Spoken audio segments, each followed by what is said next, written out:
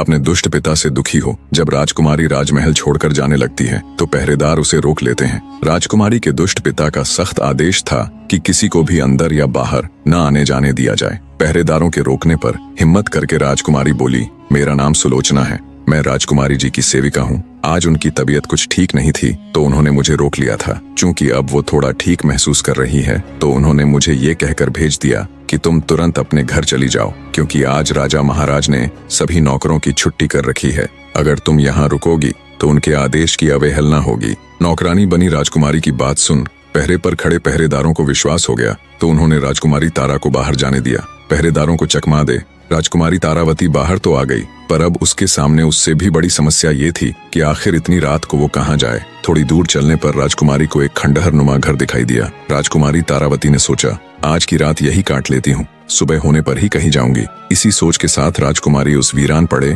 घर के अंदर जाकर एक जगह बैठ गई। उसे अपनी किस्मत पर रोना आ रहा था। कहा तो वो महलों में रहने वाली राजकुमारी थी और कहा अब अपने उस दुष्ट पिता के कारण खंडहरों में रात काटनी पड़ रही है।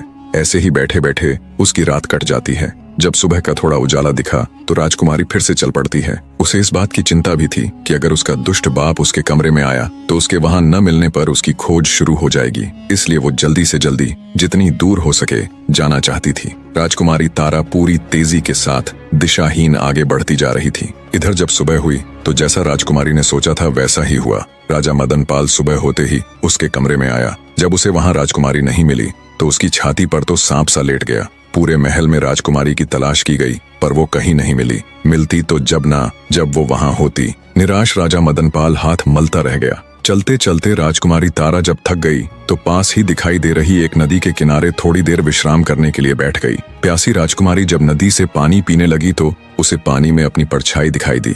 परछाई देख उसे अपने सुंदर रूप से घिन आने लगी। सोचा, ऐसा रूप किस काम का जिसे देख अपने ही हैवान बन जाए। अगर वो कुरूप पैदा हुई होती तो शायद उसे आज ये दिन ना देखना पड़ता।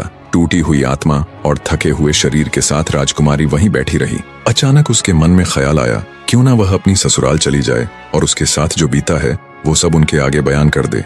फिर सोचने लगी, किस मुंह से उन्हें ये सब बताऊंगी और क्यों वो मेरा यकीन करेंगे। तभी उसके दिमाग में एक विचार आया कि क्यों ना इस पापी रूप को ही खत्म कर दिया जाए। ना रूप रहेगा और ना कोई इसका चाहने वाला। कुरूप स्त्री को कोई भी तंग नहीं करेगा। इसी सोच के साथ राजकुमारी तारा ने अपने पूरे शरीर पर कालिख पोत ली